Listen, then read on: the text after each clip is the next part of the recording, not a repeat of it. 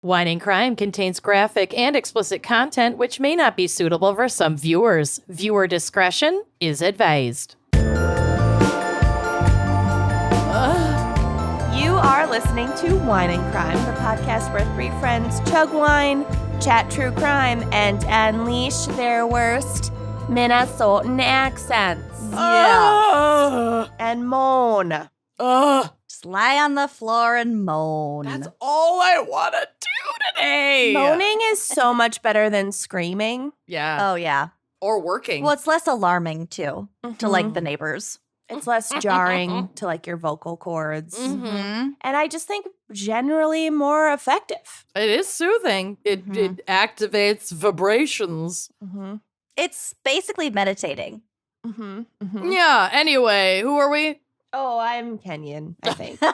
I'm Lucy, whatever. I'm Amanda.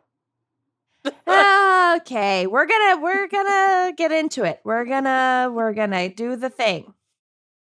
Yeah. This is our fourth attempt to record this episode. I'm going I've to say lost fourth. Track.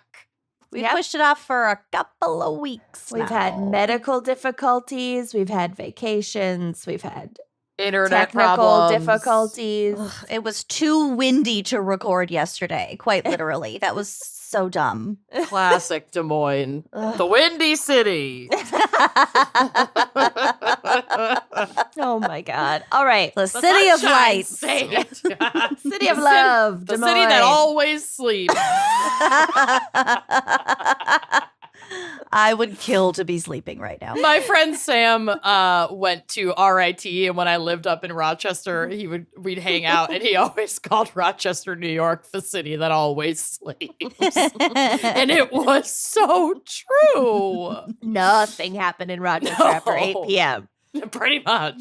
Like, except Ghost town. except like murder. I was gonna say, It had the highest crime rate. crime rate per capita in the country, like at the time I was living there. But it was like the And sleepiest you chose city. to go make friends off MySpace. Off of oh yeah, you like met up with people. I did. Hi, John. Those were your choices. Oh, it was John. Hi, John. Yeah. Oh my gosh. Different All right. John, not our Different editor. John. Okay, well, today we have a very special gals pick. Hate it. Kenyan pick. I chose it, although now I'm filled with regrets. All the regrets. This is the weirdest topic for you specifically to choose. My case is weird, so I think I was inspired. I was riding high on Your viral sport tweet. my from 4 my- years ago. my March Madness pick, even though I never filled out a bracket, but I picked a team and they Said it out made loud. it It counts. Yeah. to the final two Oh, did they win? or final. They definitely made it to the final four. They did not win, but I Is was it- riding high on my intuition. when Is I basketball chose over yet? It's this. I over, think- right? Yeah, it's over now. Yeah.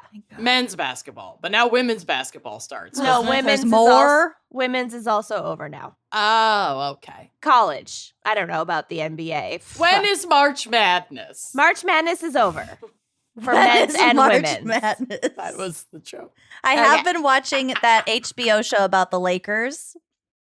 Okay. Why? It's actually pretty good. It's like a scripted, it's like a funny, like John C. Reilly's in it. Oh, okay. You know, okay. we haven't gotten to the topic yet. But Oh, you right. might have guessed it. It's Sportsball John C. Reilly Crimes. I wish. Sportsball crimes. Sportsball Crimes. Why did we do this? I don't know.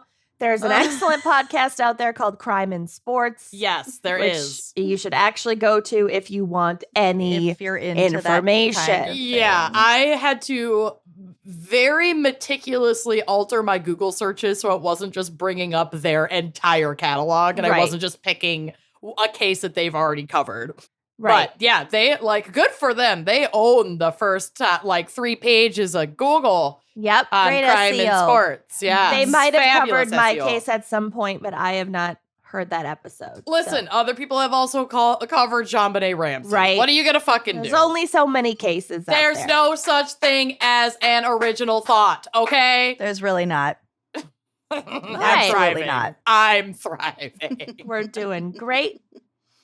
The husband came home the other day and put on golf on the our shared television. The fucking audacity of that man. Are you Sit down and me? watch it? What is I the was point? like, no, sir. Yeah, you're going to go to the tiny TV in Yeah. the attic. It's what you have a laptop for, is to Yeah. watch golf. Well, I watch the home edit on Netflix. 1,000%. Fuck that shit. It's way more important to watch these random ladies clear out this other random lady's pantry. Okay? I will say, if Bill came home from work, walked in the house, and put golf on the television, I would call 911. I'd be like, he's a changeling. This is not my husband. He's having a stroke. It's either a medical emergency or a body snatcher situation. Just either way, get this man out of my house. He is People are a stranger. People are going to start speculating because you said husband that you're married. Oh, we're not married. Husband in The royal husband. emotional toil. Listen, royal an emotional toil. I want to make it very clear that my attention-seeking behavior would not allow y'all to go 8 seconds without finding out I was engaged and getting married. Okay? Please believe me when I tell you, when I say You will be the you first will to all know. know before my mother knows because she doesn't pick up her phone. Planet Earth will be the first to know. Yes, I promise you will know. I promise. Anyway, Rest Bill is a assured. changeling. Moving on. On all this note, this mishmash, sorry guys, what's our wine crime pairing for Sportsball Crimes? Yo, I just Winc done it again. They are absolute peak perfection. I love Winc Wine Club so fucking much. About to tell you why, but before I tell you why, go join us in the harmony and love that is Winc Wine Club. Head to trywinc.com/gals for $20 off your first box. This is a wine service. It delivers wine to your door. And if you become a member, you get recommendations. You get auto shipping of the wine will just appear at your door and be like, here, you forgot to order this month. Here are things we know you're going to love. We got it. Don't worry about it. And it's so well packaged. I've Yeah. never had a broken bottle arrive. I've occasionally gotten an alert that they have been made aware that a bottle broke in transit and they replaced my whole box. Whoa. Wow. The customer service. Oh, anyway, Winc is amazing. You'll get member pricing. You'll get so many great recommendations. And there are also wines that are specific to a certain region in terms of shipping. So the wine that I'm featuring today, I believe, is only available in 3 states. Minnesota is not one of them. Okay. But Wisconsin is, and you'll find out why in a second. So shout out to Andrea, our incredible production manager, Jack of all trades. Jill of all trades. Superhero, for driving to visit me with this wine that I had to have delivered to her house because it went to Wisconsin but not Minnesota. Okay. This is a partnership with the Green Bay Packers. Oh my God. No wonder it wouldn't ship to Minnesota. Exactly. This is There'd be a mutiny.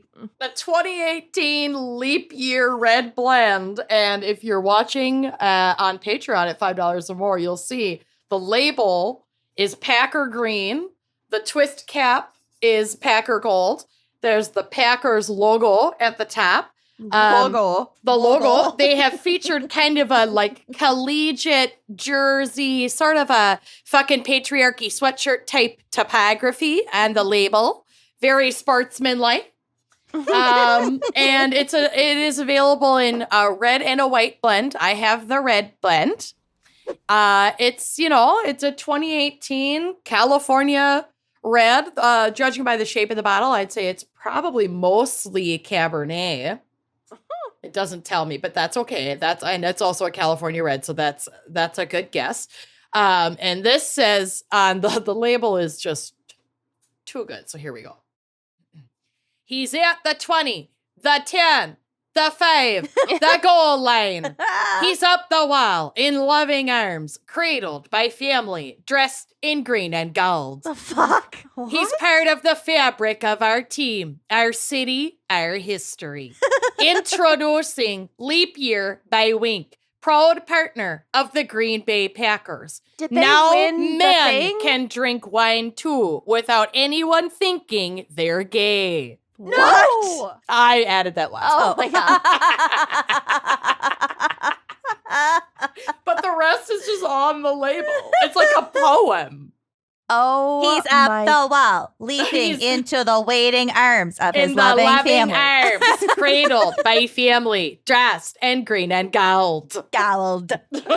Oh my Gold. God. He's part of the fabric of our team. Fucking sports, man. They just You guys- get so jacked up. So jacked it's so up. sentimental. I Juiced. know. Well, but Honestly, women I are too can't handle the emotional. sentimentality of sport. Yeah, seriously. That's give the me most offensive part. give me an episode of This Is Us over the sentimentality of sports, okay? Jesus. Anyway, this is 14.1% ABV. It packs a punch. It picks up. It's got an arm on him.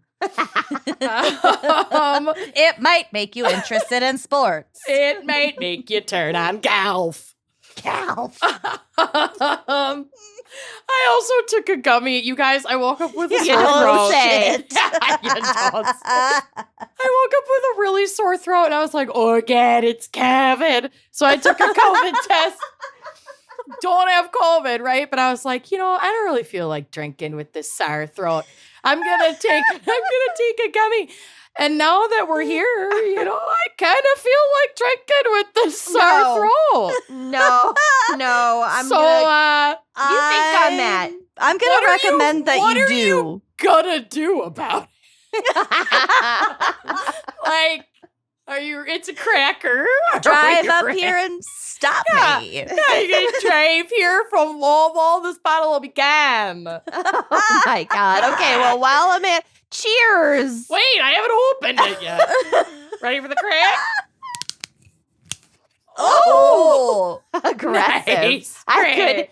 I could hear your knuckles crack. Yeah, sounded along like with bones cracking. sounds like a sprained ankle. Drinking out of my plan ahead Salt Your Dead Rocks glass, which makes a very hip, cool, and interesting wine vessel. Almost said vesicle. Okay. All right. Cheers. Seminal vesicle. I love Hi, Amanda. God. Also, I can't remember a word I just said. I know. Oh my God. All right, Green and Lucy, gold.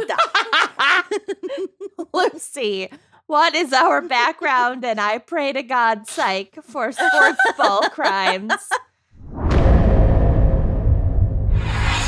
Well, first of all, I'm going to say there's no psych. Okay. And I have a new jar of bones to Ooh. shake gently.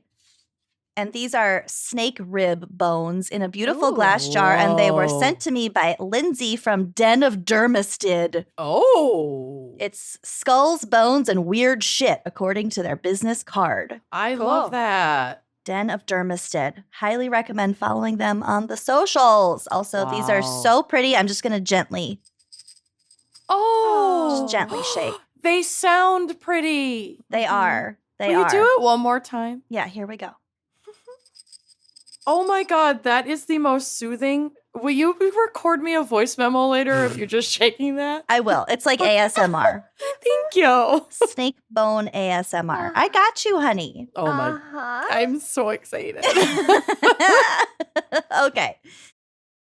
So, no psych, minimal psych. And I did not want to talk about sports today, or honestly ever. If you want to hear about some sports shit, go back to Golf Crimes. It is too recent of an episode. That episode is so good. I love it so much. Turn the golf course into a public sex forest. Oh, God. I forgot about that. It's like a full political campaign. I firmly believe in it. I support it. So instead of telling you about sports, I'm going to tell you about teratomas. Oh. What? Okay. I think it's interesting, and I don't care about sports, so I oh my God. took this into my own hands. Well, according to Healthline, a teratoma is a rare type of tumor that can contain fully developed tissues and organs, including hair, teeth, muscle, and bone. Also, it was my twin. We will get to the twins. They can also contain fat, wax, nerves, skin, and sweat and oil glands. Nope. No, they can't. God. We're good. We're done. Sure can. They're just a grab bag of bodily parts. It's a piñata. Whatever happens to be growing extra. It's like a box of chocolates. You never know what you're going to get. You really don't. Teratomas are most common in the tailbone, ovaries, and testicles. Yeah. I had a friend who had well, it was mostly Isn't that a pilonidal cyst? Huh? We will get to all of your questions. Dermoid cyst is what they're also called. Dermoid. My sister had one of them. She had a twin. On her little tailbone. They can also occur elsewhere in the body. Oh, was she really young when she had that? It wasn't super, super young. She was in college, and she had to stop playing hockey and sit on a donut for like 7 weeks. Killed her hockey career. I've had so many cysts on like my ass and labes that my family calls me Frankenpoon, so I have nothing to make fun of her about. Your family's so loving. Or just a cysty fam. I don't know. My God. Sisters. Oh. So teratomas are common tailbone, ovaries, and testicles, but can occur elsewhere in the body. They can appear in newborns, children, or adults. They are more common in females than males. Teratomas are usually benign in newborns, but they may still require surgical removal. And a fun fact for you, the word teratoma comes from Greek, meaning monster tumor. It's a pretty great word. Teratoma. Teratoma. I think it's a pretty word. Teratomas are generally described as either mature or immature, like Amanda. Yes. Mature teratomas are usually benign, meaning they are not cancerous, but they may grow back after being surgically removed. That's wild. Immature teratomas so creepy. Oh, honey, you don't even know what's coming. Well, they grow back, so your body is just like, nope, I'm really keen on growing these extra teeth for you in this little baggie. Basically. Also, I'm adding some photos to the drive that I'm currently snapping right now because I have to show you what Hi Amanda's been up to. Oh, God. Oh, my God. It's going to be Let me guess, it's not paying attention. I'm paying attention. You're talking about twins. Oh, my God. Okay. Growing inside lumps. Okay. Immature teratomas are more likely to develop into a malignant cancer. So mature teratomas are further classified as cystic, which means they're enclosed in their own fluid-containing sac. Yeah, they got their own sac. They are solid, which means they're made up of tissue, but they're not self-enclosed. Okay. Or mixed, containing both solid and cystic parts. That makes me want to vomit. Just wait, baby. Mature cystic teratomas are also called dermoid cysts, as I mentioned. Sometimes ovarian teratomas can be accompanied by a rare condition known as NMDA encephalitis. This can produce intense headaches and psychiatric symptoms, including confusion and psychosis. Uh-oh. Whoa. Okay, so I can't wait to find out what this has to do with sports. Because I was thinking you were going to go with, like, It traumatic. has nothing to do with sports. I did not want to talk about sports. Oh, okay. This has nothing to do with sports. I love that. we mentioned that your sister played hockey. Oh, yeah. Okay, that counts. I just figured you were going to talk about like traumatic brain injuries or some shit. No, I'm bored by that. Wow, this is great. I love this. Be your own boss, baby. I love this. Oh my God. So yeah, they can cause psychosis, which is a little bit alarming. It wasn't clear if this was like a chemical situation or if there's a teratoma like. Well, like I guess it could in really the fuck up your hormones. Yeah. Yeah. And if you've got like a thyroid issue that super fucks up your hormones, that can cause psychosis. Yeah, I think it has something to do with, so teratomas are common around your tailbone. So if it's putting pressure on your spine, then that directly affects the brain. But this is on the ovaries, but that would affect your hormones. Oh, true. Yes, you're right. So what causes teratomas, you may ask? I do ask. Also, if you want to refresh your drive and see what I've been doing. Oh, God. I've added the photo. I do have lots of pictures of teratomas on the drive teratomas as well. I would caution you to use caution. Oh my God, Amanda. Jesus Christ. What the fuck? You are the creepiest bitch I've ever met. I love Bush's baked bean Furby. So I wanted to make him my desktop background, and then I went to minimize my logic, and he was just peeking over the tab. God. It's just baked beans with Furby features. It's really disturbing. He looks like a little teratoma. He does, kind of does. A He mix. really does. Some He's liquid a and mix. some solid. Yep, he's a mixed teratoma. So think about that every single time you open a can of beans. I'm so a mixed mature teratoma. I'm so Mostly happy benign. about this screensaver. Oh my Ish. God. Okay. So, as Amanda asked, what causes teratomas? And no, it's not baked beans. So, everybody has germ cells. The germ cells are the Not me. reproductive. You are a germ cell. They are the reproductive cells of the body. So, they're either egg cells or sperm cells. During embryonic development, these cells divide and differentiate into the various different kinds of cells required to create a human being. So, some of these they become hair cells, some become teeth cells, some become fat cells, whatever. And they just like know what to do. Yeah, Crazy. Wild. It's really bizarre. I barely know how to get to the coffee shop, let alone. You barely know how to get out of your office right now. Whether I'm a tooth or a hair or a You're a banana. or a fucking banana. A fucking banana. So these germ cells are special cells that have all of the stuff that other cells have because their purpose is to make embryos that grow into fetuses and then babies. Mm-hmm. So your germ cells are capable of being any type of cell. Which is why people like bank stem cells. I don't for know. later I use? don't know what Question stem mark? cells are. Okay. As compared to germ cells. What if I just right now gave like a really spot on like specific description, like scientific explanation of stem cells? Well, actually. Just like out of nowhere, I just go to like a trance. I would have Bill check on you.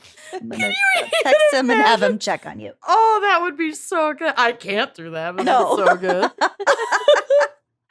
Don't expect me to do that. I mean, I'm not gonna. So, like I said, this means that these germ cells can change into any other type of cell in the body. And the prevailing theory of teratomas is that these germ cells get kind of mixed up, get a little kooky, and then start growing random shit in a place it is super not supposed to be, resulting in teratomas. They go rogue. Listen, everything is so random. The fact that any of us exist is such a fucking miracle. It really is, actually. It's really one bizarre. little tiny thing Yeah. we have to change, and A poof. This podcast is A a poof. banana. yep.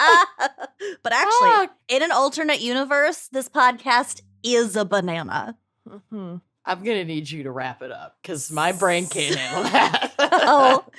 Sometimes teratomas can even appear as an almost fully fucking formed fetus. Stop. A quadruple F.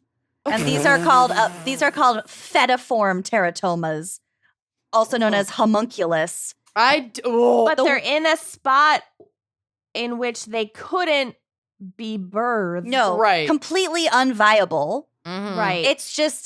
It's like almost random that the germ cells created certain things in a certain order so that they're pieced together like a tiny little person, which is what the word homunculus means. A small person. That's why you kept naming your name in the cast homunculus. Homunculus. Okay, I didn't get it. I thought it was like the name of a flower or something. I love that. No, homunculus. Homunculus. I want to find a little tiny person inside my hip or something. You do, and Why not? We'll get to I also it. want to make it clear that I do not mean pregnancy. I mean a tumor that looks like a tiny. I want to discover a homunculus in my left arm. Like, I am not changing course. It's very specific what I want. So an armpit child. So these homunculus brings us to the twin theory. Oh, yes. This is again from Healthline. About 1 in 500,000 people have a very rare type of teratoma that can appear called fetus in fetu, which means fetus within a fetus. Mm-hmm. So this teratoma can have the appearance of a malformed fetus. It's made up of living tissue, but like Kenyon said, without the support of a placenta and an amniotic sac, the underdeveloped fetus has no chance of development. It's not viable. Right. It's just like the shape. A model. Right. A model. Yeah. A flesh model. A little tiny flesh model. Mm-hmm. So one theory explains the fetus in fetu teratoma as the remains of a twin that was unable to develop in the womb and was encompassed by the body of the surviving child. Mm-hmm. An opposing theory explains the fetus in fetu as merely a more developed dermoid cyst, but the high level of development favors the twin theory. Wow. So they think that it's not technically a teratoma, it's a little baby twin that was absorbed by the other one. The stronger one survived. Uh-huh. Wow. Oh, cool. My gosh. I love it. I know. Fetus in fetu only develops in twins who both have their own sac of amniotic fluid and who share the same placenta. So would that be fraternal twins? I don't fucking know. I was thinking the same thing, but do identical twins share a sac? Share amniotic sac. Sac. SAYAHCK. Sac. Gold. Gold. Cream and gold. Fraternal, like most likely, fraternal have different sacs, but identical sometimes share a sac, sometimes have their own sacs. Depends on how early or late the single fertilized egg divided into two. So it could be that like it divides, but it divides like super late, and so then that's why one of them stays attached a little bit. Yeah, isn't gonna quite make it. Fetus in fetu. Dang. Interesting. Every time you say that, it sounds like a rare Radiohead album. It probably is. Like, oh my God, Fetus and Fetu. Like, so good. Never got the radio play that it deserved. Fucking total deep cut. It fucking slaps. Yeah. It's definitely like an Incubus song. Yeah, I think they're going to re-release it on the anniversary. On like vinyl. And like only 10 of them will be pressed. So the platinum album Fetus and Fetu teratoma is most often detected in infancy. It can occur in children of either sex. In 90% of cases, these teratomas are found before the child reaches 18 months of age, which is why I asked you how old your sister was when they found her twin in her ass or whatever. My friend who had the tail, which was on his tailbone, it was like a little sack with with a fucking tail No. in it. He had a teratoma. It was a teratoma on his tailbone, and they found it when he was a baby and removed it when he was a baby. My cousin Did he has a keep tail. She did not get it removed. Shake it, girl. Shake it, girl. Wag it. Did he keep it, though? Shake it like a teratoma. No. I always ask her if her little tiny tail stub wags when she's really happy or excited. She claims or she gets scratched in just the right spot. It just flicks. Oh my God. It's like the dogs with the bobbed tails. Yes. Oh Have you little touched it? bobs. No, it's kind of deep in the crack. I'm not that wouldn't comfortable. stop you. You're not venturing. Yeah, maybe on someone who's not family and over the age of diaper change.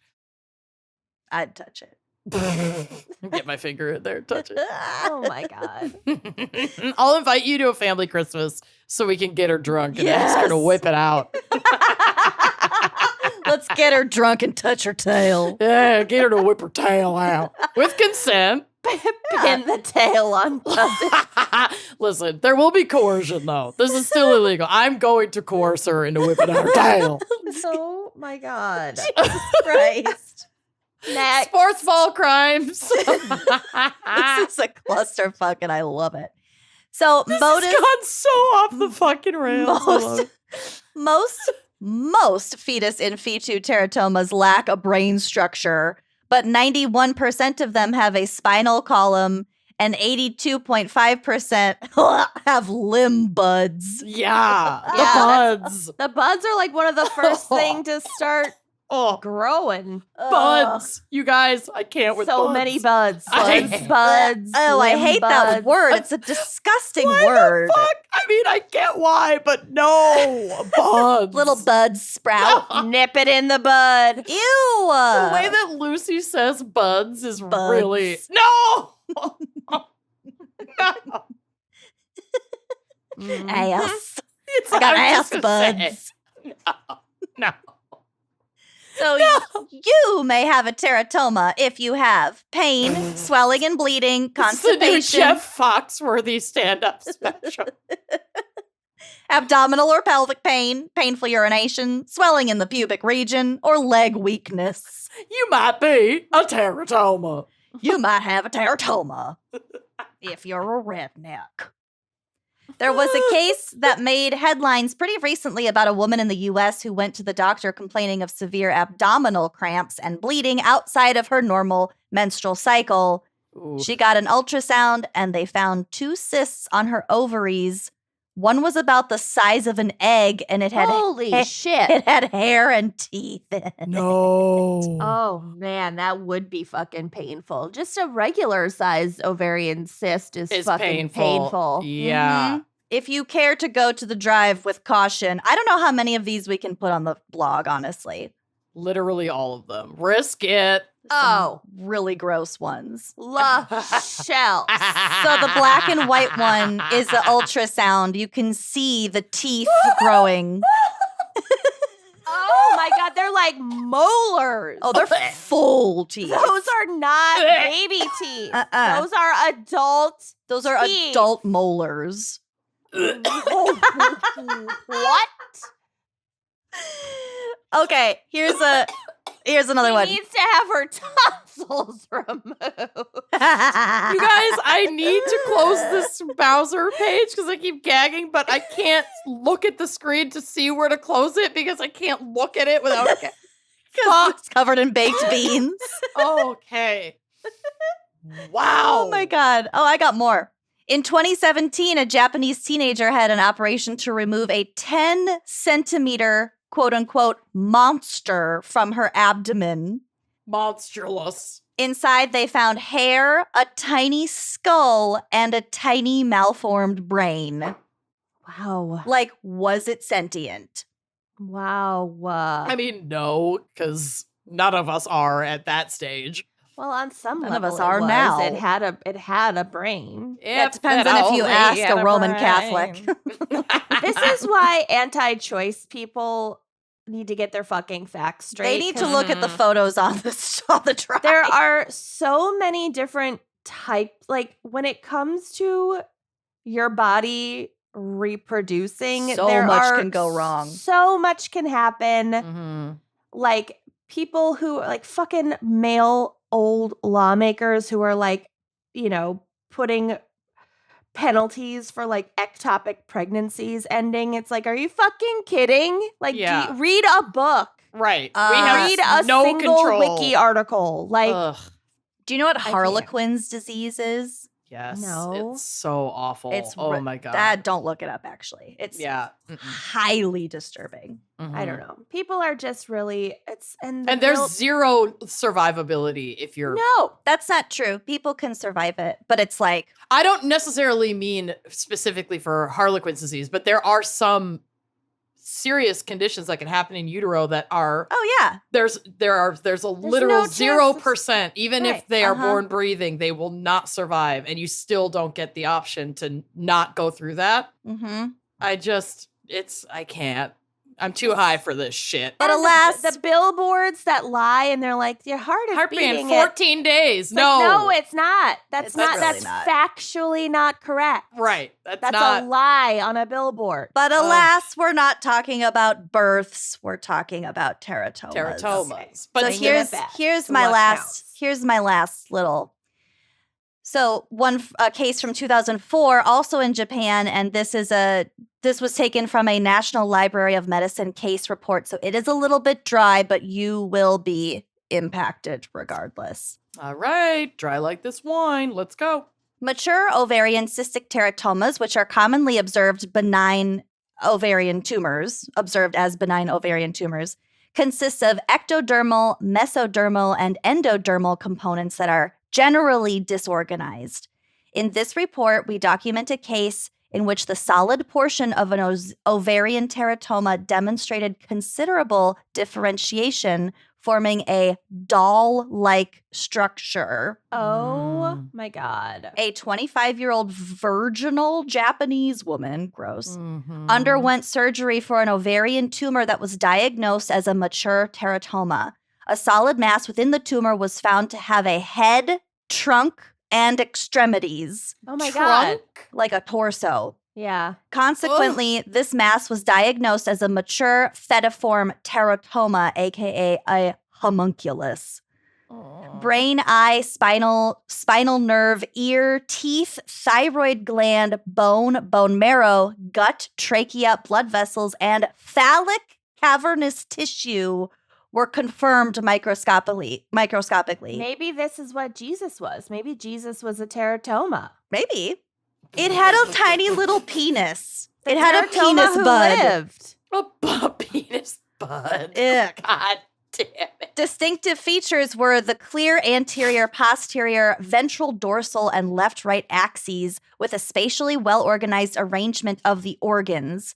An eye was located on the front of the head. A spinal nerve lay dorsal to the spinal bones. The thyroid gland was anterior to the trachea, and the gut was deep inside the trunk. It was a tiny formed person. Wow. Which is wild because it's just the randomness. It's just 100% this one woman's own cells. It was her own cells created this little tiny, and there's a picture of it on the drive. It's about I can't go back in there. It's about 2 inches long. It's a tiny little homunculus.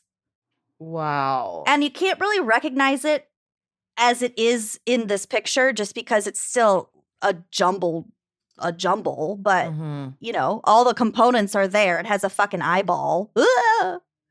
That is crazy. Isn't that fucking wild? And so much better than sports. Yeah. So much better. I learned a lot. That's my segment. Wow. Good Lord. Wow. Sorry, not sorry for my deviation. You know what? Be your own boss. I love it. Girl boss. Hashtag girl boss.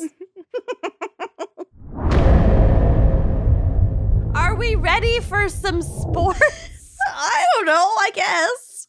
We've got to get to it eventually. I'm so ready, you guys. Let's go. Oh my God. Okay.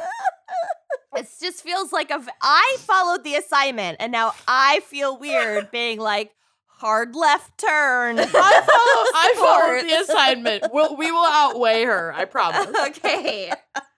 Don't worry. I always have your back.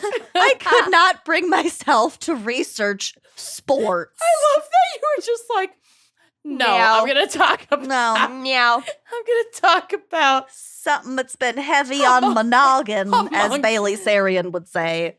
Your homunculus has been knacking. Oh my God. All right. Well, I don't know if this man ever had a homunculus, but Let's just assume. let's assume yes. All right.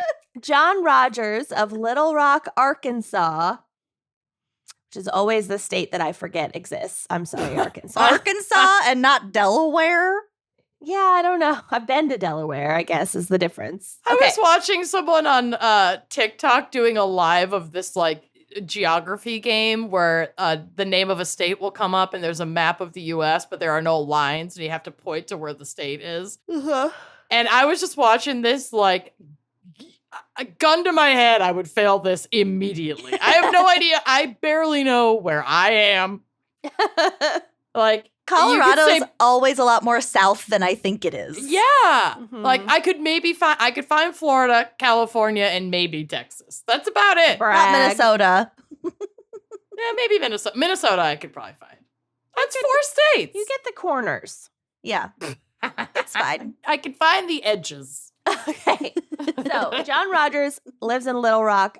He began buying and selling sports memorabilia in the early 2000s.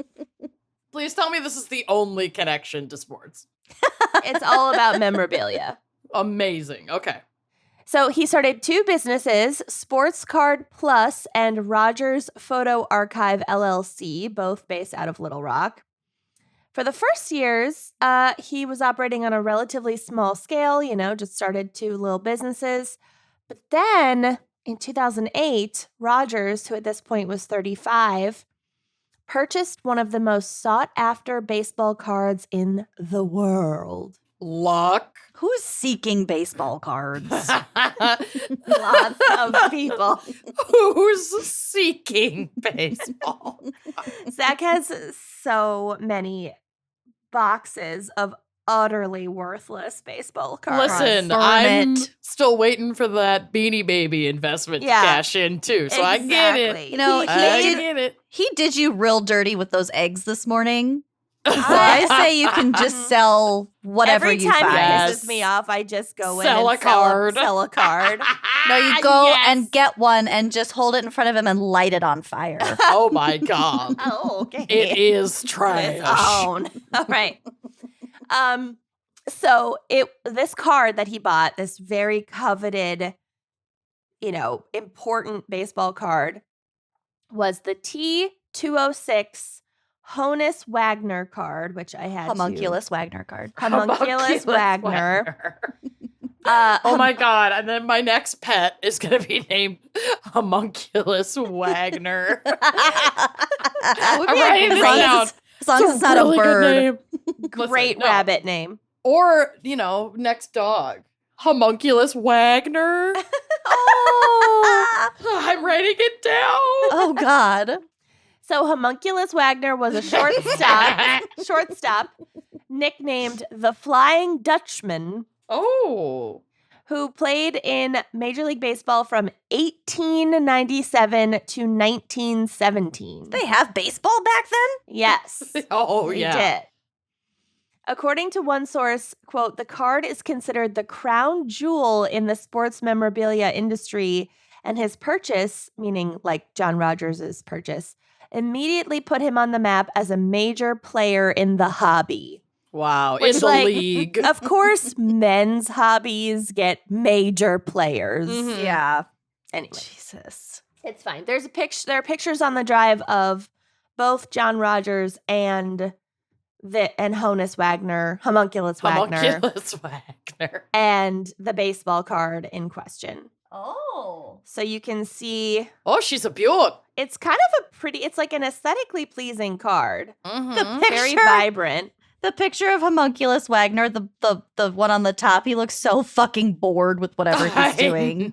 Look He's at him on so the over it. Like next to all the bats. Yeah. Like old-timey baseball players, first of all, current baseball players, a lot of them, I know that they're amazing athletes, but they look so out of shape. Mm-hmm. I don't know. Some of them got sweet asses. Yeah. The ass of chunky. America. Yeah. They Okay. thick. They fit. Okay. So it was unclear whether or not all the sports memorabilia that Rogers had sold up to this point was authentic. But after his purchase of the Wagner card, he began using his newfound fame to defraud people who believed that since he owned this one card, all the memorabilia that he had must be authentic. Oh, well, so they were here like, comes the scam. Yeah, they're like, if he can get this card, yeah, his business must be legit. He So must be legit. This card is legit, though. I believe this so. one. Okay. Yeah. I believe so, yes. Got it. You guys, this is why capitalism is so stupid, because everything is just made up. You're Like- so high. No, but it's true though. Like Yeah. there was assumed authenticity and value on what I can only assume, given this is wine and crime, is going to end up being fraudulent, Mhm. and people probably spend fucking hundreds of Millions. thousands, millions of dollars on something that is worthless. And value just isn't real. Like everything's made up. It's all not in the real. eye of the beholder. Seriously, it's just like 5 rich white dudes that are just like, yes, this is worth $20 $1 is worth dollars. 60 bills. Right. It's nuts. It's just so nuts. Anyway, continue. People are so stupid. And We're it's so more stupid. than just dudes. He defrauded institutions. Oh, yeah. Run So, by dudes. But yeah. yeah. His schemes mostly involved using memorabilia as collateral for massive loans from Great. both individuals and from banks. Oh, this is Okay, like wait. some uncut gems shit. What time frame was this? This is in the 2000s and the 2010s. Wow. We still can use valuable, like, physical items as collateral on loans?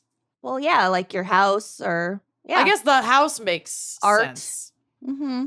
Oh, Yeah. wow. I guess all of my things are just so useless that I've Yeah, never had to we even think couldn't. about that. nothing any of us I'm going- own. Wait, so I Would could work. put up my Guy Fieri Saint Guy candle and get a loan off that because it's so valuable? No. Oh, No, okay. You said art, so. Oh my God. So he used his ill-gotten gains to build himself a 5-story mansion in Little Rock. Ish. There are photos on the drive. Yes. It featured a grotto, batting cages, which I initially read as bathing cages and got really excited. Bathing scared. cages. This is the gaudiest fucking house. It's Yeah. hideous. And knowing that that is in Little Rock, Yeah. Why Good is the luck- chimney so Good tall? luck with resale. right, like if this was in California, I'd be like, okay. Yeah. But in Little Rock, with that fountain, An okay. elevator and multiple secret rooms. Love that. It was like if Richie Rich right. was a grown ass man. Hashtag new money, am I right? And he Yeah. had his own McDonald's in the front lobby. Oh my God, I want McDonald's so bad. So then in September of 2016, the authorities finally caught on to Rogers. He was arrested for using a fake Heisman trophy, and he had put a new nameplate on a commemorative trophy and was passing it off as having been the real one given to running back Billy Sims, whoever that is. I'm just saying words at this point. These But are it's just so- noises coming out of my mouth. That's a really stupid one, though, because that's like verifiable. Yeah, is Billy Sims Like- still alive? I mean, even if they weren't still alive, that would be verifiable because the other one is somewhere. Right, exactly. It's just so It's stupid. fucking Billy dumb. Sims. Hold on, I just want to see if he's still alive. Oh, Willie Sims. Oh, Yeah, really he's Sims. still alive. He's Yeah, 66. So he could just call in and be like, yeah. He's like, no, the real one's in my living room. You I'm looking douche." at her right now. Right. So Rogers used this fake trophy to obtain a loan from a private investor. Good for him. He had even forged a letter with Sims's signature declaring the trophy to be authentic. There's a lot of forged signatures. It's too easy to do this shit, apparently. Yeah, we're in the wrong scam, y'all. This has been a long game. We have, so obviously Louisville is home to the Louisville Slugger Museum, which is where they still Take it to one headlight, slash the hole in all 4 tires. Right. Thank you. You got, yes. It's where they make baseball bats. And they give you a little mini bat, like a little, like teeny skinny little mini bat. A homunculus of a bat. Yeah, yes, when you do the tour. And so I found one in a thrift store that like some some left-handed child had written Babe Ruth. I saw that little bat at your house. So cute. It's so cute. And so I have it on display in my home. It's our Babe Ruth signed bat. I love it. I love that. So cute. Anyway. Okay. Bubby Ruth. Bubby Ruth. Bub Ruth. So they've caught on to him, the investigators, and he pleads guilty to this charge and is released on bond. Okay. So now he begins cooperating with the feds, agreeing to wear a wire and assist in other fraud investigations. Oh my God. They're like, oh, well, like, who's helping you? There must be like a whole network of other people selling fake shit. Like, no, it was just him. So he later explained that he'd agreed to this deal because he, quote, hoped it would help him get out of prison in time for his high school junior's last year of college. So he wanted to see his kid graduate college. Okay. But in November of 2017, Rogers, who's now 44 at this point, was arrested again. Turns out the whole time that he was working as an informant for the feds, oh God, he had been continuing to manufacture fraudulent memorabilia. Oh yeah, both to sell and to use as loan collateral. He just never stopped. You'd think they'd be keeping an eye on him. Right. Yeah, he just kept going. Oh my God. So Rogers...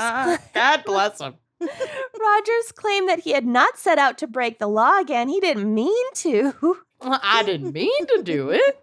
He had intended to create what he called fantasy items. Oh, okay. Well, those are legit. Which are replicas of real memorabilia, but he wasn't going to sell them. He was just going to play with them in his basement. I just want to collect them because they're my favorite collections. But that the temptation proved too strong. Too tempting for some of them. And soon he was back to his old ways. So he was just tinkering. He created more fake memorabilia, and he was like, oh, this shit is good. I'm gonna sell I love that he just tinkered, Taylor, soldier, spied his way into the sports memorabilia stock market. So the most lucrative items he passed off as authentic this time around included a fake Mickey Mantle baseball card, or several fake Mickey Mantle baseball cards, and Scottie Pippen trophies. These are names I have heard of. I've heard of Scottie Pippen too. He's cute. Isn't he the cute one? I don't know him. Scottie Pippen. Idea. Is Scottie Pippen cute? Question mark? Oh, well, to some people. Oh, to some people. Oh. There's someone out there for everyone. Oh, look at his cute smile, though. I like him. He's got charm. He's got pizzazz. Okay. Oh my God. I like him. He's got a really cute smile. Well, don't say you like him. We have no background information. We don't know. This guy could be a monster tumor. We don't know. Pippen problematic. Everyone is problematic. Every white person. He's not white. He's black. Oh, wait. Who? Scottie Pippen. Oh, I don't know anybody in sports. Okay. All right. So John Rogers also sold mountains of fake autographs, which he created himself, and he had just spent a ton of time 10,000 hours practicing his forgery. So he just forged whatever the fuck he wanted on anything. He won the best forger award at that summer camp that you guys exactly. went to. Upon his rearrest, prosecutors began seeking at least 11 and a half years in prison for him. According to court documents, Rogers had scammed banks and individuals out of $24 million. Oh my million?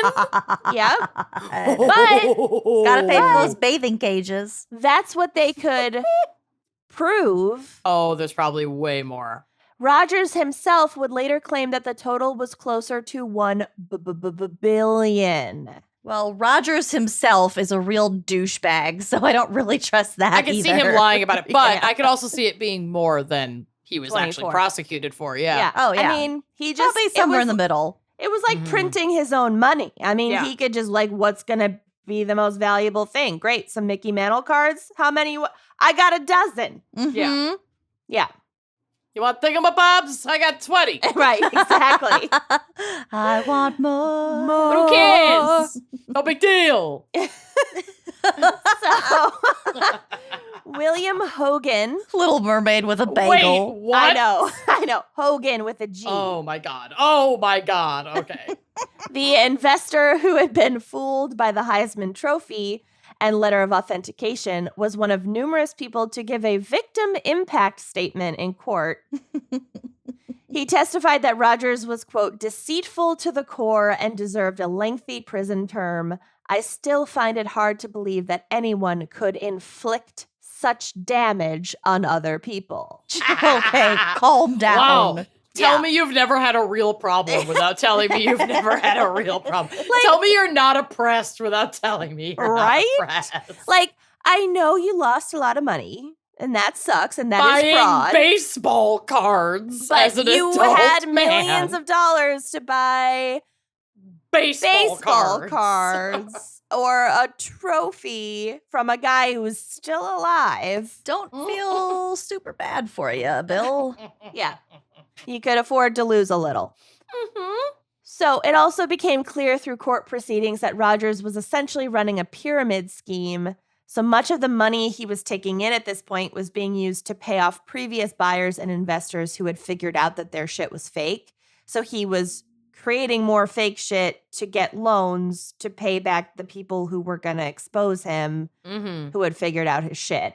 This is literally Uncut Gems. It's like the plot line. Uncut Gems. Uncut Gems. So one previous target who had since caught on to Rogers was a woman named Mary Brace. Her father was a famous Chicago photographer named George Brace, who upon his death had left a massive collection of photographs of Major League Baseball players spanning 6 decades. So this was like her professional photographer father's like entire career-spanning collection of historic photographs. Wow. Rogers had purchased this real collection in 2012 for $1.35 million. As made part a bunch of photocopies. Yeah.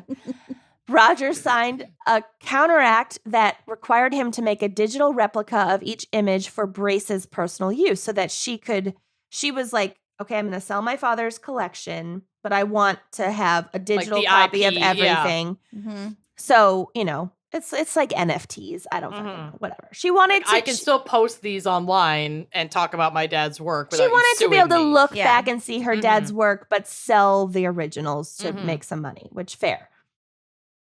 And the contract gave Mary Brace the right to take back the entire collection if Rogers didn't follow through on this digital replica clause. Yeah. So in 2015, Brace won a $780,000 judgment against Rogers for defaulting on the contract, but at the time of his arrest, he had neither repaid her nor returned the photographs. Ooh. So that fucking sucks to lose your dad's entire collection. Yeah. Mm-hmm. Rogers' defense attorneys attempted to portray his fraud as the result of his long struggles with cocaine addiction. You don't say. It's not my fault. It's my cocaine addiction. Yeah, I bet it is. Like, you Could've built called that a one grotto from in Little Rock. Could have called that from a mile away. Yeah. You know what this sounds like? This sounds like that incredible TikToker, the lawyer who reads court transcripts. Yes. Like, Yeah. it's not my fault. Yeah. It's my cocaine It's addiction. my cocaine addiction. I believe you. I love her I account love her so too. much. He also blamed hypomania, which is the manic side of bipolar disorder. Mm-hmm. I don't know if he was ever formally diagnosed with bipolar disorder before this court hearing. Before he got in trouble. Yeah. Mm-hmm. A court filing in the case described how, quote, Rogers was suffering from memory loss, probably due to the homunculus on his ovaries. No. His ovarian homunculus was draining him of all of its power. It was time he whispering did to him. cocaine, it grew. Telling him what to do. It started controlling him from the inside. I'm pretty There sure were that's a Stephen tiny King levers. story. Okay, no. Suffering Tiny levers. Ish. It's little spuds or whatever buds. So he was suffering Phallic cavern. he claimed he was suffering from memory loss, probably due to head injuries from playing college football. Or all the cocaine. Or Right. all the cocaine, or just... Why not both? Yeah. But the doctor prescribed him Adderall, which is an amphetamine-based stimulant used essentially cocaine. to treat... Which is, is legalized cocaine, essentially. To treat Meth. attention deficit hyperactivity disorder, ADHD. Mm-hmm. And one possible side effect of Adderall can be new or worsening psychosis, Sure can. which especially if the Amanda patient, knows. especially if the patient has a history of depression, mental illness, or bipolar disorder. So he was on a lot of cocaine and Adderall and may or may not have been bipolar and may or may not have had ADHD, which if you don't have ADHD and you're taking Adderall and cocaine, that's Heart great. might explode. not great. You're not going to stay out of prison for very long. No. Mhm. So ultimately, Rogers pleaded guilty to wire fraud. His 24-page plea agreement lays out how he routinely altered replicas of sports memorabilia to make them appear more authentic. So probably like, whatever, like lemon juice and whatever. Just making shit look borders. old. Yeah. Yeah. A sepia tone filter. Yeah, forging a bunch of shit. Wrinkled And- it up a little bit. Yeah, rub Use some the- coffee groans on it. We're giving a lot of tips and tricks. Run it Burn over the with his edges. car. Roll over a couple times on a dry day. Let your dog chew on it. So he used the proceeds from his fraud, like I said, to pay off previous angry customers and shut them up. So it was like a pyramid scheme of just covering his fucking ass. At his sentencing hearing, U.S. District Judge Thomas Durkin. Judge Durkin. Judge Durkin. Sweet Durkin. Durkin's jerking again. Durkin's Merkins Emporium. He's Durkin's jerking a smirking. Durkin's Merkins for Jerkins. We're so stupid. We're so dumb. Now with a brick and mortar store. I just Flushing. heard any chance of a Webby just get flushed away. Bye-bye. Whatever, I'll just call this guy and have him make us a Webby. Apparently, he's really good at it. No one will know. We'll have our own award show. Oh my Hey, god. Christine, can you send me a picture of your Webby so I can Yeah. duplicate it? Can Not we that have we've pictures of ever your Webby? applied, but No, yes. we haven't. No, we Okay. So the judge, Durkin, called Rogers' actions, quote, monumentally stupid. Oh my god. Oh, that's so funny. Oh my God. Rogers shit. spoke at the hearing presenting a, quote, rambling 45-minute long statement in which he talked about the downward spiral of his life, his failed marriage, and his sadness at disappointing his teenage son. Oh, I want the transcript of this I rambling know. 45-minute long statement so I know. bad. So we can do a dramatic reading. Oh my God. He told Judge Durkin, quote, I have no excuse for it, zero excuse. I don't deserve a break. but I'm asking you for one. Oh, okay. It's like, dude, you got caught and then you kept going. Yeah. You're not gonna, whatever. He also admitted, quote, I didn't think of my son when I was doing these things. Judge Durkin was not sympathetic. Bye-bye. He responded, quote, you literally told thousands of lies to honest people to have them part with their money. I don't care more about you and your children than you, or I can't care more about your children than you did. Yeah, that's fair. It's like, not my problem, fucker. That you did this to your kids. Like, no. I'll put that on me. Before sentencing him to 12 years in prison, which I think was like the max he could get. Rogers is still serving out this sentence. He's got a ways to go. All right. Well, great. That means he's available to make my Webby. Yep. And I'm still Googling buy a fake Webby award. R.I.P. your search history. And I'm pretty sure his house in Little Rock sold, but probably for a lot less than it cost to build. Yeah. Yeah. Wow. Yeah. So that's John Rogers. And just if you're buying sports memorabilia, don't. Why? And two, verify everything. Yeah, you're going to have to, I don't know how you do it, how you go about it, but like do your research, do your homework. Wow. Well done. Thank you. Nice work. You really knocked it out of the park. Oh, amazing. All right. Birdie. Oh, I don't know what that means. Golf. Golf. Hole in one. So, I love any opportunity to go back in time. The way back machine. Or go to the moon, apparently, on this podcast. So today I am talking about Arthur Conningham, Australian cricket player, fraudster, and winner of the most rideable mustache award photo on the drive. Oh my God. Look at it.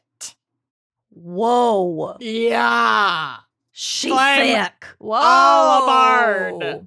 Wow. All aboard. It's like he's got two bow ties on. It looks lush. It's lush. It looks like, those really hard bristle scrub brushes. Yeah, to like clean your porch. Yeah. It looks like one of those, of like a push broom. Yes. Ugh. Anyway, love it. Anyway. He was born on July 14th, 1863, 54 years before Our Lady Helen. Arthur was a Cancer through and through. He was eccentric, and that earned him a bit of a reputation, as well as kept him out of some of the higher brow sports ball circles. One such hater was quoted to have said that Arthur had the, quote, audacity and cunning of an ape and the modesty of a phallic symbol. Wait, say that again. The audacity and cunning of an ape and the modesty of a phallic symbol. Amanda's epitaph on her grave. Yeah, do it after my own heart. He was a naturally athletic person who played not only cricket, but ran track, shot clay pigeons, crushed at billiards, was an avid swimmer, rower, and rugby player. And he was such a good swimmer, in fact, that he once won a medal for jumping into the Thames to save the life of a drowning child. Wow. All right. Okay. Yep. Arthur also had Kenyon's mom vibes in the many jobs that he held throughout his lifetime, incling chemist. VHS repair. Yeah, VHS repair. Pilot's license. Yep. I can't. She really have a delivery. VHS repair. Newspaper delivery. Oh, yes. Pull tabs. Mm-hmm. God bless her. Complainer extraordinaire. Hey, I'd have a lot to complain about, too, if I had to work that many shifts. True. So he worked as a chemist, a tobacconist, a hairdresser, and a bookmaker. Oh my gosh. He really did have quite the... He's all over the place. There's no joining thread. I'm obsessed. So now, I don't know anything about cricket. Neither do I. I don't care to know anything about cricket. You know more about teratomas than cricket now. At this point, I do. But this is Sportsball Crimes. Mm-hmm. So I'm going to give you the most bare minimum breakdown of this sport, mostly to pad this case. I got this from WikiHow. Please refrain from asking any clarifying or follow-up questions because I am telling you right now, I don't fucking know. And Perfect. cricket is fucking batshit. It's Get so it? batshit. Get it? Yeah. This No. is like, because they use a bat Oh, for cricket. just didn't even know This that. is like when I tried to explain bridge, Mm-hmm. but somehow more complicated. And I'm higher now than I was when I tried to explain bridge. Mm-hmm. So just please, I'm begging you. Oh, we will ask all the questions. Don't you worry. Here we go. Cricket is played on a large oval-shaped field with a rectangular strip in the center called the pitch. The pitch is where the bowler, or pitcher, bowls the ball, but in the air, to the other team's striker, or batter. Areas of the pitch... Bowls the ball or in the air. throws They it. don't call it pitching. They call it bowling, because I think it's underarm pitching. But he's still throwing the ball. I know. It's just, but this fucking sport makes no sense. It's so stupid. Okay. Areas of the pitch are divided into segments by lines called creases. There are 4 creases. The popping crease, Ish. which marks the boundary beyond which the batter is no longer safe from being run out. I hate it. You don't. The popping crease marks the boundary by which the batter is no longer safe. Yep. Euphemism. 2 return creases run parallel to the long sides of the pitch, 1 on each side, back from the popping crease to the end of the pitch. I am also lost. This game is fucking stupid. The popping crease sounds like just a fart. Yeah. My crease I hate it. popped. So there's an oval, there's a rectangle, and then there are a bunch of different lines. Yep. Okay. Nailing it. The bowling crease runs parallel to the popping crease between the 2 return creases, dividing the area behind the popping crease into 2 rectangular sections. So there's a Jesus. big rectangle, and then there are 2 smaller rectangles within it. The bowler must stand at or behind the bowling crease to bowl. There are also wickets, which is Dear a God. structure made from 3 stakes called stumps, driven into the ground. You with don't two- have to name every single thing.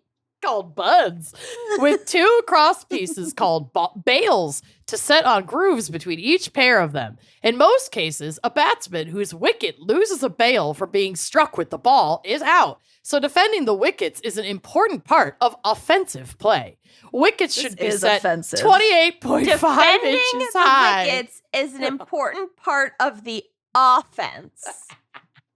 Jesus. The fuck? Not even Queen of Sports over here gets it.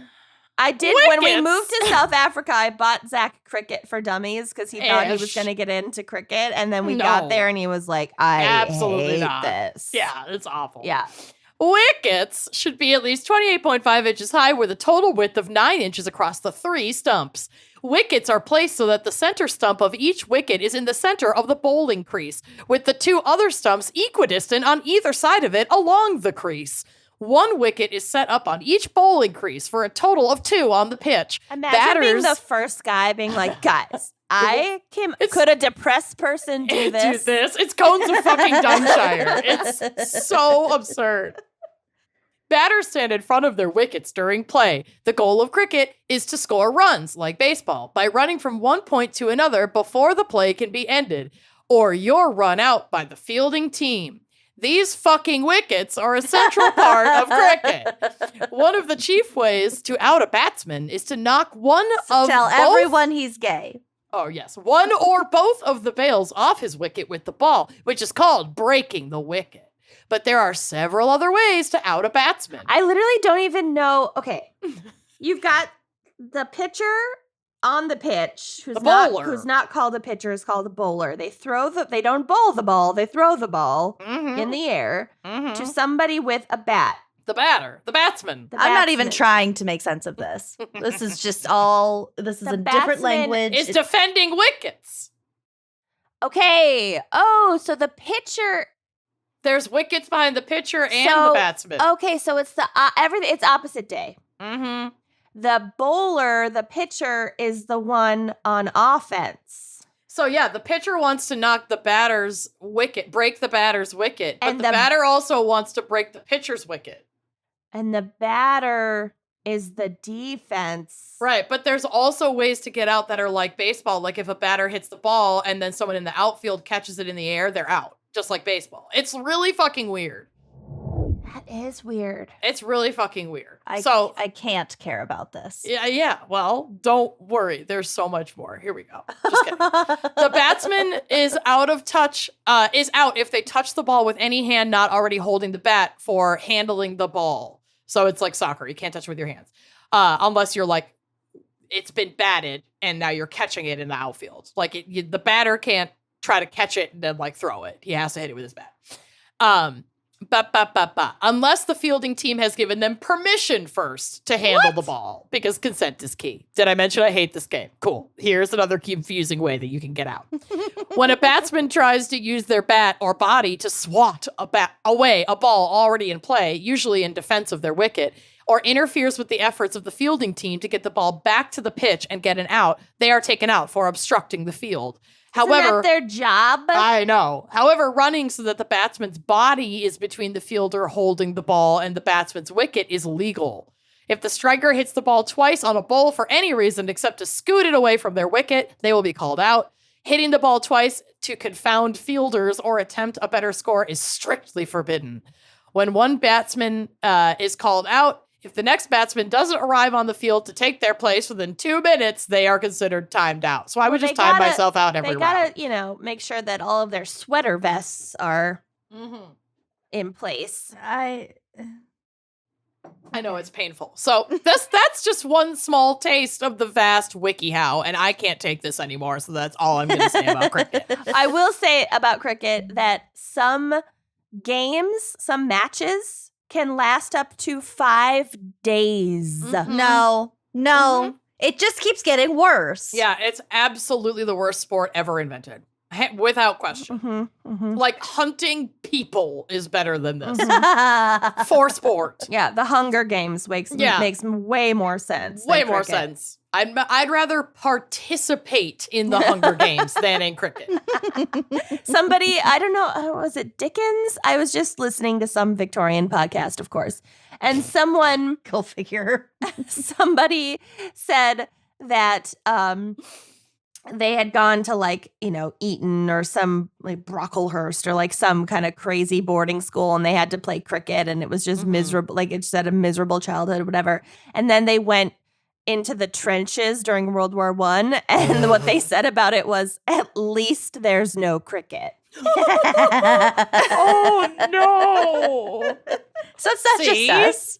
Yeah. Wow. Unbelievable. So Arthur was a gifted cricketer and made a big name for himself when he played a game in Melbourne in 1894 in which he took a wicket with his first ball. So he knocked those stupid little sticks off the other stupid bigger sticks in his first pitch. That was good for him. Yeah, which was great. And this was the first bowl of the game. So it was a whole big exciting thing. He played in 35 first-class matches, scored 896 runs, fucked up 112 wickets, and was just generally a great cricket player. His eccentricity stood out especially while fielding, which is arguably the most boring position.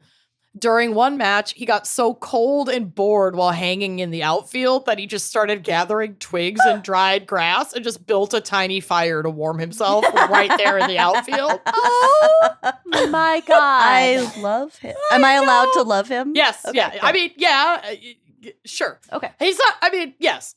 This was met with laughter and jeers from the crowd, and a couple fans ran out into the field with hot baked potatoes for him to hold to warm up. Okay, that sounds lovely. Gathering I know. I love gathering twigs. Love, and then lighting them on fire, and then having people just run out of nowhere with baked potatoes Yeah. to warm and feed you. This is my dream. Don't forget the sour cream. Oh, yum.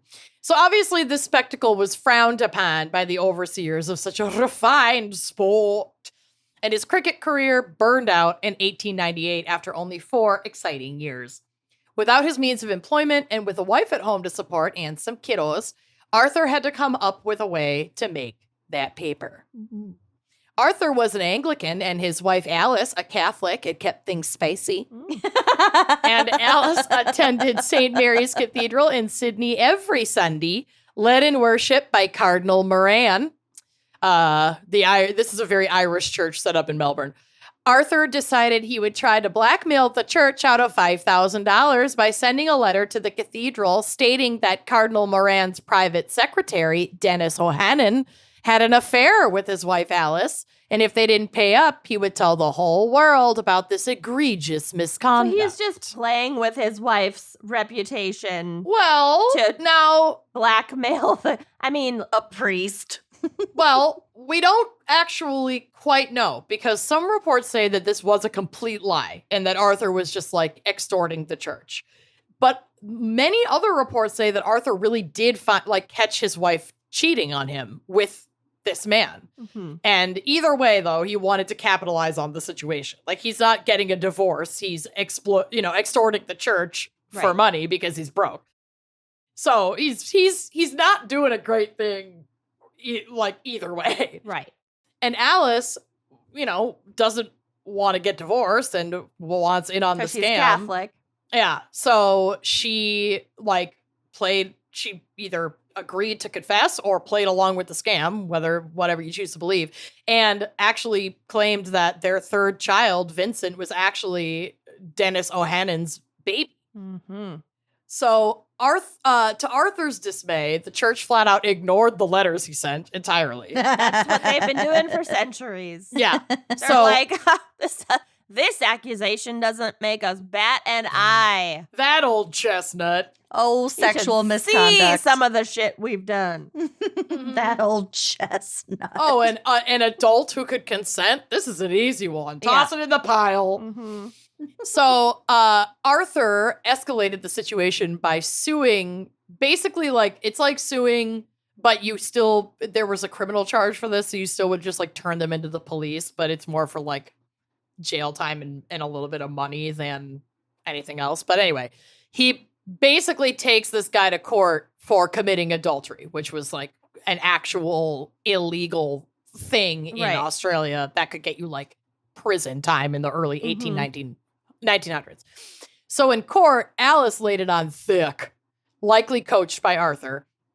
She went full 50 Shades in that courtroom, regaling jurors with their alleged sexploits all over the cathedral, in the sacristy, the cardinal's hall, the waiting room, the presbytery, and that this was a regular Friday night tradition for Alice and Dennis, scheduled on Fridays so that Dennis could go to confession on Saturday and absolve himself of his sultry sins. Wow. So handy. I know. I love it. It's brilliant. So this trial became an immediate sensation because sex sells, and it always has. So this story just exploded all over Australia. All over its face. Yeah. Writer Cyril Pearl's publication, Wild Men of Sydney, termed it, quote, as bitter and shameful a sectarian conflict as ever inflamed Australia. All right.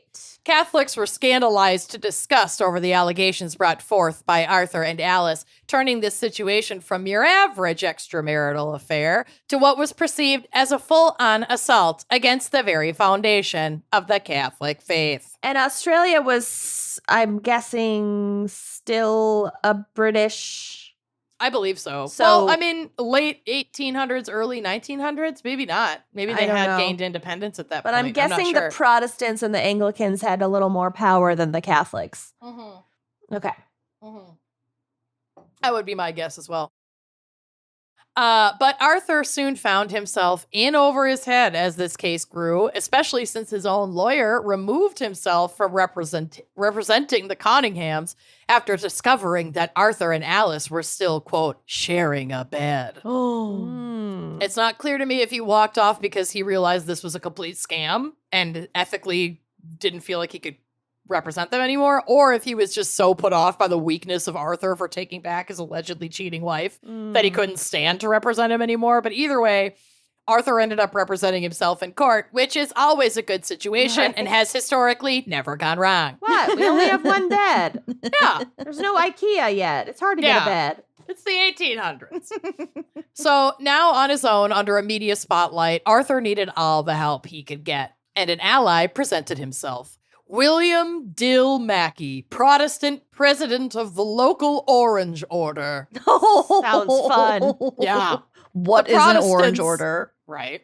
The Protestants were pretty psyched that the Catholics were in the hot seat here and looking like absolute trash. So William was a perfect candidate to assist Arthur. This is from cricketweb.net. So the only connection is that this guy used to play cricket.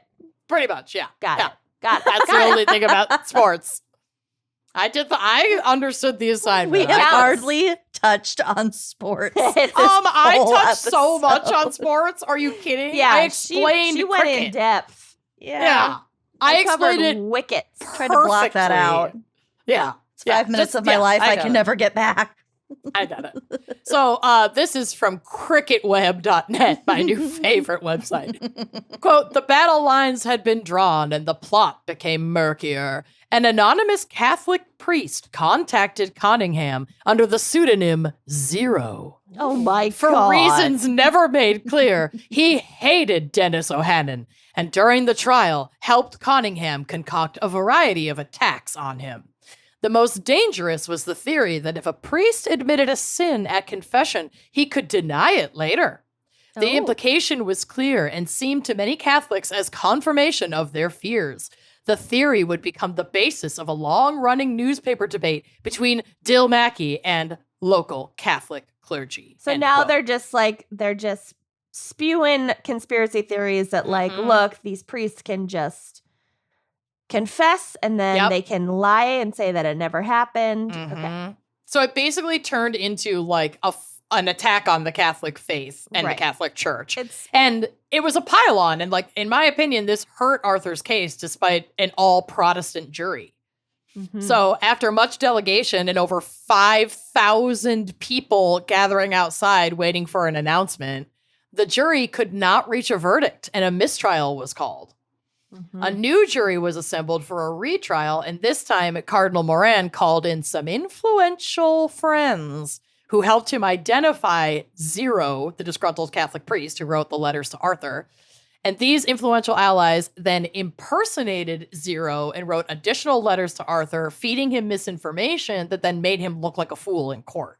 And the second trial ended with all charges against Dennis O'Hannon and the church thrown out. So was Zero an actual disgruntled Catholic priest? In the first place, I believe so. Okay. But then they figured out who he was, probably, the covert Catholic brigade, figured out who he was, told him to fuck off, but then with details linked to his identity, could use, pretended to be him. Exactly. Impersonate him and send bad info and make this guy look like a fucking idiot. They basically, it's like a jailhouse informant turning on. Make sure you bring up the 13th commandment. Right. Yeah. So it didn't work out. Dennis walked free. Whether or not this affair ever happened, it didn't matter because Arthur and Alice left Australia. At that point, they were like, well, we gotta go. And went to New Zealand to escape the aftermath of this botched trial. Penniless and adrift, working as a bookmaker and still clinging to his cricket fame by using a satchel to carry his books with a large embroidery on it reading, Conningham the Cricketer. Okay. It's like, I'm still wearing my letter jacket in my 50s. Yeah. Yep, exactly. I peaked in high school energy coming out right there. So Arthur spiraled into a gambling addiction and spent at least one stint in jail for, quote, fraudulent conversion of £3.5. which, according to Google, means the action of taking into possession another man's money or property and converting or using them fraudulently for one's own use and benefit, or for the use and benefit of a third party to whom the property of money does not belong. Okay. What's the 3.5 pound? What is that number? So he fraudulently converted 3.5 pounds. So I'm guessing he somehow got 3.5 pounds from somebody, like maybe he was going to place a bet on their behalf or something. And let's say he did. And then he told the person, oh, no, you lost your money. Like your bet didn't work out. And then he either kept it or the bet did work and he kept the proceeds. Yeah. That's like not a lot of money, is it? Well, back then not. it probably was. And when you're like destitute, don't make me go to time money converter. I won't. It's fine. It doesn't matter. He went to jail for it for a hot minute. Time In an money ironic converter. twist, after getting out of jail, he was caught cheating on his wife Alice with a woman that I could only see referenced as Mrs. Ryman. Alice was pissed and admitted to pointing a gun at Arthur, and he also accused her of breaking a water bottle, like a glass water bottle, over his head. Amazing. But she denied this, and the accusation was ultimately thrown out in what was now his court case on the charge of adultery. They had a great marriage. He was found guilty and famously quoted in the news saying, "In Sydney, my wife said she did, so said she cheated, and a jury said she didn't. In Wellington, I said I didn't, but a jury said I did." Poetic. Right? Oh, how the turntables have turned. How the turntables.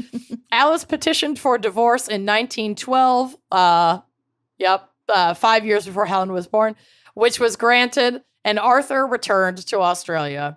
Little is known about the remainder of Arthur's life, though it was likely fraught with mental decline, bankruptcy, and visits to jail for petty crimes. That much we do know.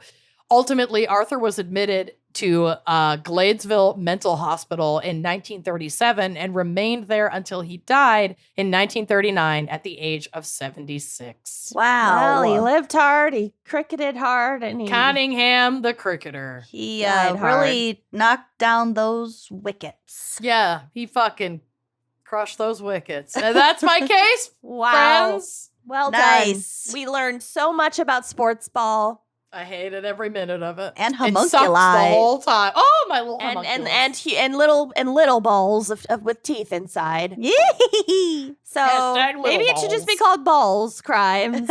Balls crimes. Yeah. All right. A little bit of everything crimes. Balls to the wall. We love you all. See you next week. Oh, bye-bye.